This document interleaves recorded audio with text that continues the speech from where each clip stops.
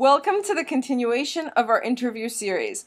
Today we're joined by Dr. Marios Efthymiopoulos, Assistant Professor of International Security and Strategy at the American University in the Emirates. He is a member of the Geostrategic Council of the Cyprus Republic and is attached to the President of Cyprus as an advisor. He's President and CEO of the think tank Strategy International. Dr. Efthymiopoulos has held various appointments at universities including Columbia University, Johns Hopkins University, George Washington University, and the Woodrow Wilson International Center for Scholars, as well as South Florida University. He's held academic positions at the Harriman Institute and the Center for Transatlantic Relations at Johns Hopkins University, as well as postdoc positions, researcher and affiliate positions at the global on global, regional, and security strategies at various institutions. So, welcome. Glad to have you here. Thank you. Thank you for having me. It's a pleasure. So, let me set the scene about for the discussion that we're about to have, and then we'll proceed into questions. So, NATO troop deployments have been a contentious and complex issue requiring the unanimous consent of 28 NATO member states. Recently, the alliance has attempted to transform itself into a more fleet-footed fighting force. Such agility is prized when countering potential threats from Russia, ISIS, and Syria, among others. The latest iteration of this is NATO's new Very High Readiness Joint Task Force, which allows for quick troop deployments to conflict zones, providing the approval of NATO's highest decision-making body, the North Atlantic Council. Dr. Efthymiopoulos will discuss some of the challenges NATO is likely to face in the future and potential resolutions to the same.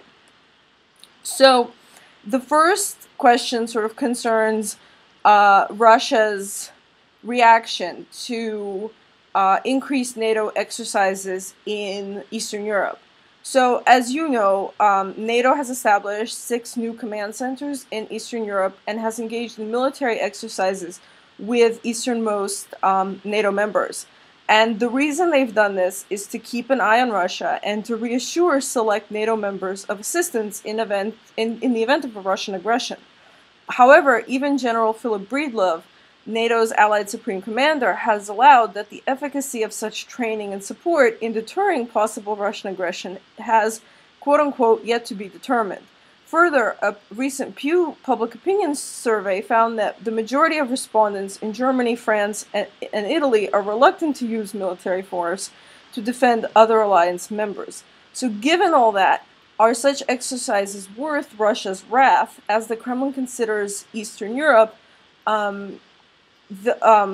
part of its near abroad or its sphere of influence? Do you see any alternatives in this scenario?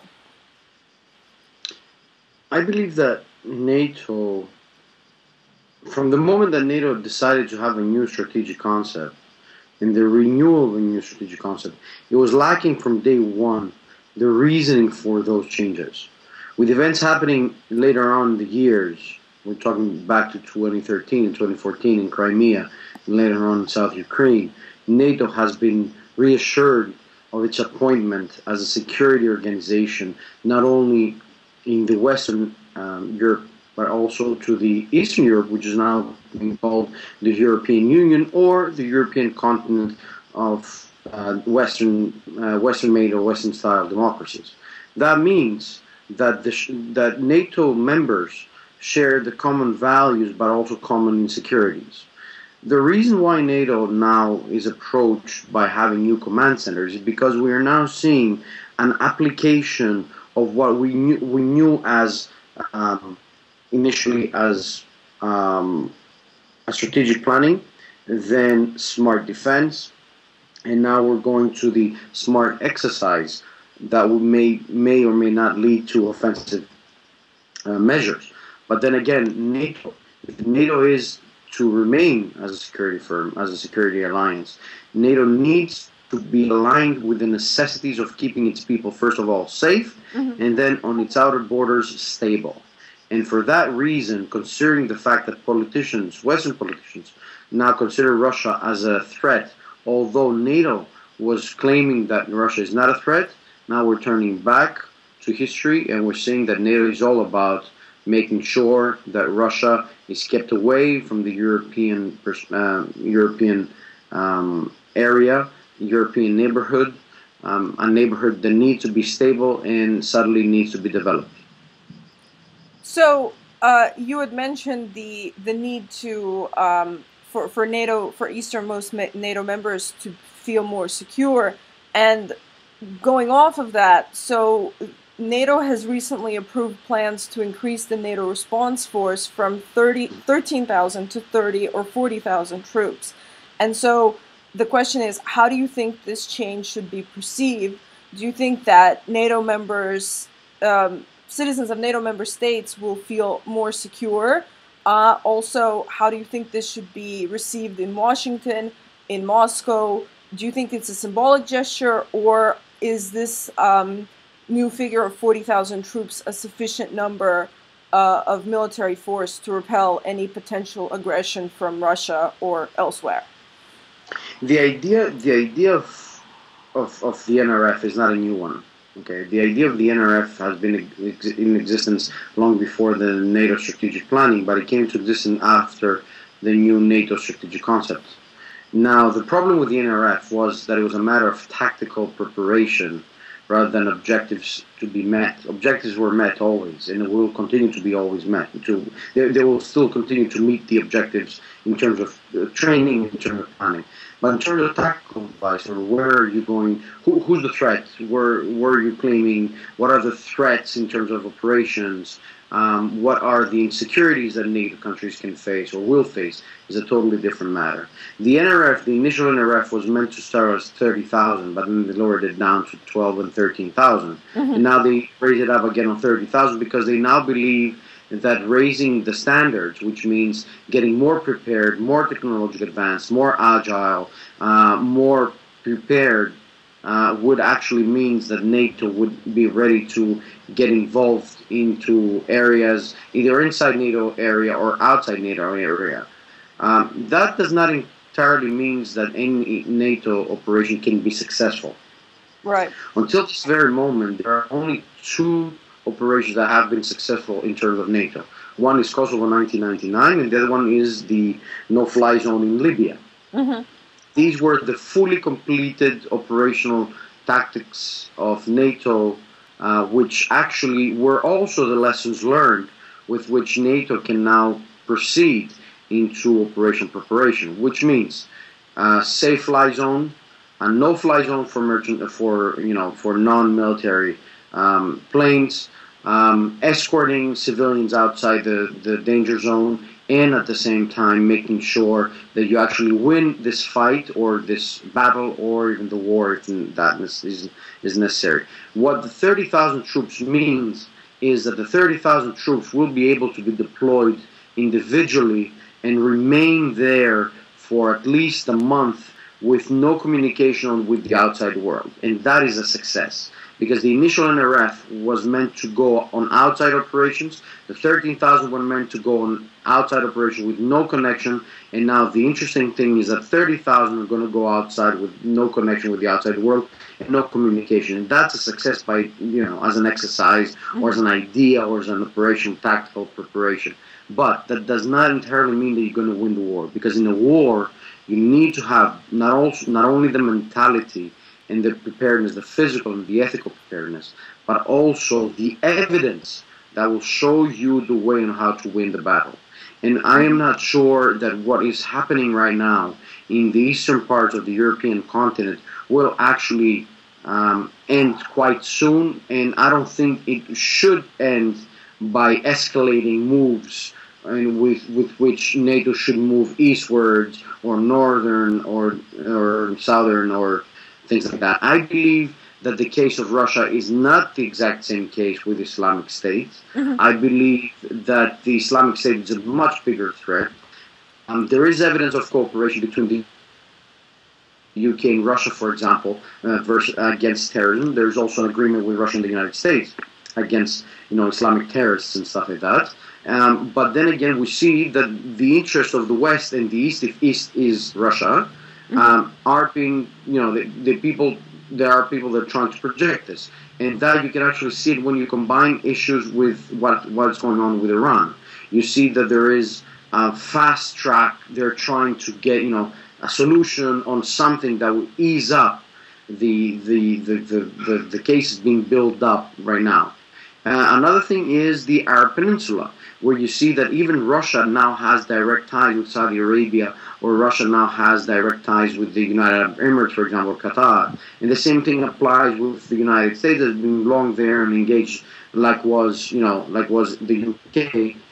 Only this time they want to make sure that they have strong allies all around to make sure that in case the defense sector of not only NATO, but the defense sector fails, because not every country right now shares the same security threats with every other country, especially within NATO, believe that they should be engaged. That's why I think also the UK and the US turned to the Arab states in order to make sure that they fight the Islamic states in Libya, for example, where you have an Arab coalition fighting in Libya, or you have an Arab coalition fighting Yemen. Because these are areas where NATO cannot be engaged, and the United States or the UK cannot ask NATO to be fully deployed. However, in the case of Turkey in Syria or Iraq versus the Islamic States, that's where this thing is declared, because Turkey announced that it wants support from NATO, considering Article 4 of the treaty, in which it wants to be supported with elements, with necessary elements and necessary tactical operations in order to protect NATO borders, not only Turkey's borders. Thank you. That was quite comprehensive, and we're going to return to some of the issues that you touched upon in following questions. So, one question that I'm always curious about is the issue of whether relying on NATO's security umbrella is the best course of action for the states that feel threatened by Russia, or is it simply their only option? Independent of NATO, what steps could those East European states take to render themselves more secure, if any? I think that Western states, especially from the former Western European Union, WEU, if you remember, are not feeling that threatened by the current Russian policy or extent to the policy, especially when it comes down to Crimea. However, the former Soviet states, or the former Comecon states, or the former Warsaw Pact states, do have the fear of the history that was, that came with the Soviet Union. They're afraid that Russia is coming back not as a Soviet power, but rather as a power that actually absorbs everything, because it needs people, needs lands, and definitely it needs access to the sea areas, named the Black Sea or the Northern Sea, and it definitely needs to control these areas. However, having been there in the area, both in Crimea and in the south of Ukraine, back in 2013, September and October, about a month before it erupted, I can tell you that it was the events that came forth, they were coming, not onto that extent and to that scale, but things were coming there. I remember on the near the date of the 18th of September, it should be 18th or 19th or something. I remember I was in a car and we heard something in Russian in which they turned the radio waves from Ukrainian to Russian in the south of Ukraine.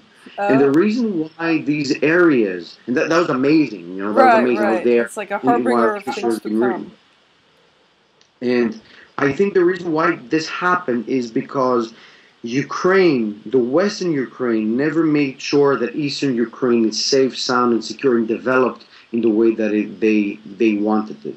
People were and still are very badly paid. The educational levels are very low. The healthcare system is very low. There's a huge oligarchy difference, and there's no middle class. There's no much quality of education and quality of options, considering what you can find in Moscow, or you can find in Washington, or what you can find in Brussels or London, for that matter.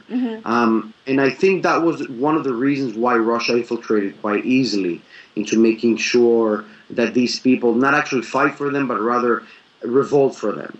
Another thing is that Crimea in Ukraine has to do with the fact that in 2009 and 2011, the Russian government asked for Ukraine to renew the ties with the naval fleet and the president of the naval fleet in Sevastopol. Right. And they declined, and then they declined the gas prices, which actually leads to the Central European states.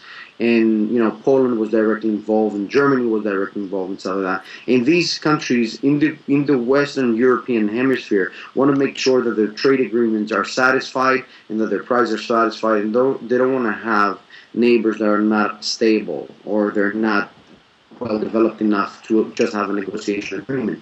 On the other side, what you have is a Russia, which is huge, one eighth of the world's land planet. That they want to make sure that their interests are put on quite well on the table because they're now selling services, and by selling services, that makes them an expertise country in which the world needs them. However, the United States wanted to make sure that invading Crimea, they will block them financially, they will block them trade-wise, and that was what happened. Right. And the European Union then followed, and some other countries followed, and that's why you see that the financial reply of Russia vis-a-vis the world was a creation of BRICS, of Brazil, Russia, India, China, and South Africa.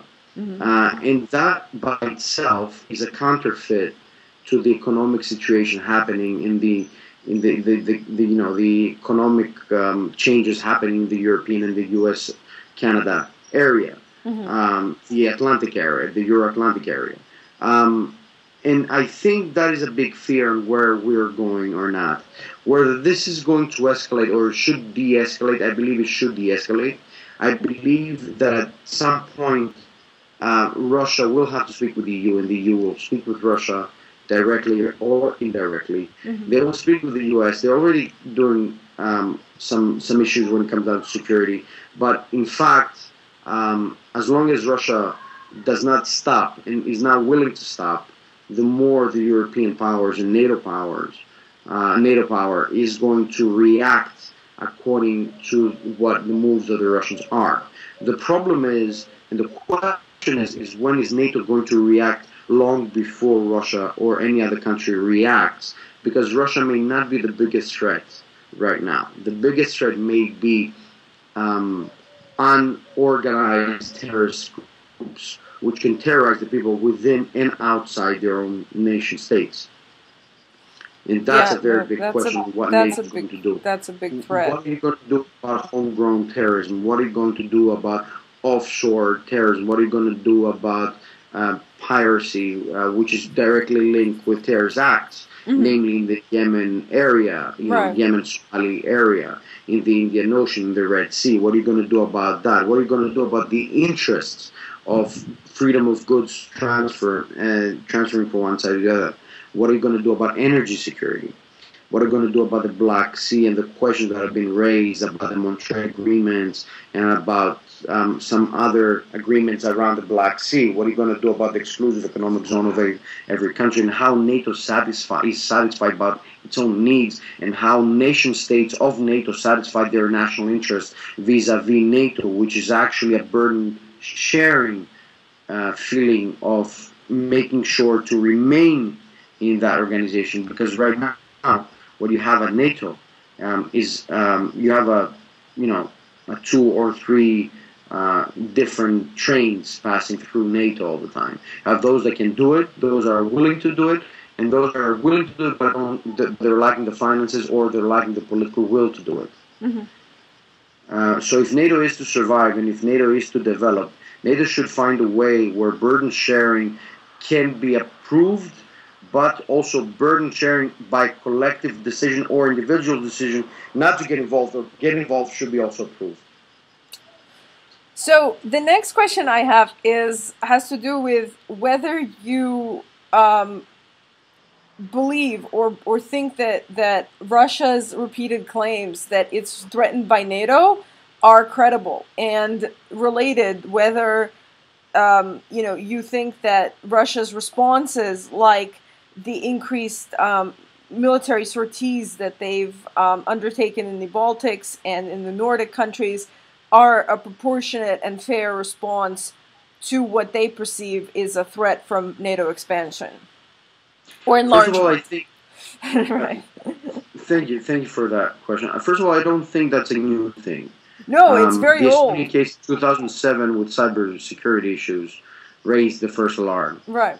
And I think that Russia is doing a very, very good move in the sense that it's trying first by fishing, like putting some areas in some location where it fishes for reaction to see the opposition or how they react and the psychological reaction and maybe also the political reaction. And from the perspective of Russia, it looks like good decision making. The decision of NATO member states and the generals of NATO and the political leadership of NATO to take a decision um, to further engage and further get involved with new military bases and new presences and submarines and airplanes and technological innovation of protection and energy security and so on and so forth in those areas is very good. But what's going to happen if terrorism expands in the Mediterranean Ocean? What are you going to do? You're going to open bases in the south, more bases? Are you going to reallocate bases? And there is another course, what is the EU going to do with its own European military in that neighborhood? So there are plenty of issues that need to be solved. I think by having more command centers is not an answer, but it is an answer as long as it's coordinating, as there are coordinating cells on what are the key expertise centers, like the Estonia's CCD-COE, for example, or the NMIOTC in South in Greece, in Suda Bay, or Izmir HQ in Turkey, for example, or you have South in Rome, and you have different controls and command centers. In South is in Naples. I'm sorry. You have different command and controls, and that they should be administratively quite different, but at the same time they should be inter-networked in such a way where you use similar language, similar tactics, similar interoperability of preparation of forces and so on and so forth. But at the same time, you've got to make sure that everything is associated into what not what the lessons are, what have we learned from past lessons, but rather where are we aiming to go with. Are we finally looking ahead in a strategic threat assessment that goes up to 100 years? There's no threat assessment until the leaders decide that the threat assessment is real, or until one country declares Article 4 or Article 5 or Article 2 in that matter. So, you have to revise the articles whether you like it or not. And NATO, if it is to remain an alliance, a pure military political alliance, with some sort of the extended hand of the United Nations for the military perspective, then the United Nations itself, we should wonder how it should reallocate its powers and how decisions should be taken in the Security Council, and what are the Parliamentary Assembly happening every September and October in New York. What sort of decisions come out, and are we actually facing the threats coming from Africa and Central African states, and the threats coming from destabilizing areas all around the world. And what is NATO going to do? Am I saying NATO should go global? No. But whether NATO should have a global presence? Yes, it already has. It has more than 62 individual or collective corporations with countries. Are you aiming to go global? No. I suggest that if NATO wants to be respected from other organizations that are either rising up now or countries that may not have any sort of communication with NATO, then I think that NATO should go global as an international organization. And as long as it does not, as long as it agrees with the countries that some powers should be not reallocated towards NATO, but rather NATO should be more agile in its readiness in taking fast decisions. And I believe that we should be able to do that and take decisions fast track without every waiting until the next crisis to happen. Yes, strategic planning and advanced threat assessment to the extent possible would probably be advisable, as you mentioned. So the next question has to do with basically more about this, how do we handle, proactively responding to these different threats that are arising that NATO has to deal with one way or another. And that is something that we mentioned before, which is potentially revising the NATO strategy document, which was last updated in 2010, which of course was before the Ukraine crisis and relevant resultant developments. So the issue is, do you think that this should happen, that NATO should revise its strategy document? And if, why or why not? And then if not, if you don't think a strategy document revision would be worthwhile, what action would you recommend NATO take instead? I would just make it more simple. I would make it like, if they would revise. I mean, it makes sense politically, but it doesn't make sense operationally, because it takes so much time to, it takes a few cycles, military cycles that they establish them tactically to get ready. I mean, I think there were cycles by 2017 or something to get ready and agile, and it's just too long. So let's stick to the practical thing. We need to decide, what do we want NATO to be for? Mm-hmm. What should NATO represent? Who should be leading at NATO if there is a question of leadership? And if there is not a question of leadership, how fast can we take a decision, and how preventive can we be, not only to prepare ourselves, but rather to make sure that this does not come again, or it does not happen before it does. Because there are some elements in history, in political issues, in economic issues happening that we know that are going to happen. For example, the economic issues that are being developed right now, the instability in North Africa, the instability in Iraq, we knew that it's going to happen, but we're not doing too much because we don't know exactly if this is going to end and when it's going to end. We just want it to end and stop. That's a good feeling. However, it's very different until we take it to the practical sense of things. And the practical sense of things says that if NATO does not get involved on the ground, according maybe to UN plans or UN decisions, then there is a big issue. And of course, as you can understand, some of the countries, if they propose that to the UN Security Council, you might find some disagreements and some blocks in that case, which means that NATO should find its own way by aligning with other countries that they don't understand them, but then again, they do understand each other when it comes down to terrorism or homegrown terrorism that exists in every part of the world, no matter which one it is, as long as you have some extremists believing that they can plot a bomb or they can shoot at people at any time they feel like it. I think if we start from somewhere, we can move on and move along in order to resolve issues, then NATO should look ahead at the 100 years. And I think it might sound a bit weird, but outer space exploration, outer space security, technology, and cyber issues reflecting outer space, for example, is an issue that is going to come up.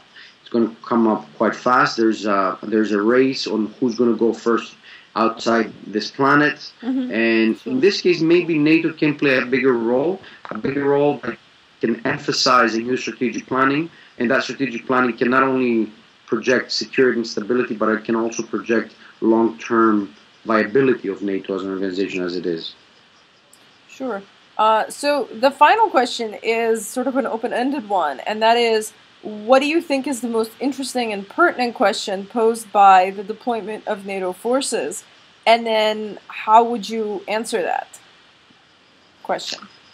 What would I do with NATO forces? No, I mean, what do you think, like, the challenges faced by deployment of NATO forces? What do you think is the biggest question that raises? The operational questions are always the same. What sort of language are we going to speak during the operations? What sort of military dresses we're going to have? We're going to have the same colors, same weaponry. Are we going to have interoperability of forces? Are we having the same stanags, as it's called in NATO? There are booklets about the stanags, and I think they've made an amazing job. NATO has made an amazing job having different nations exercising at the same time and operationally together. But in true operations, when it comes down to the ground, it shows that NATO still lacked some preparatory elements. And there is also an issue of leadership. Who leads what, when and where.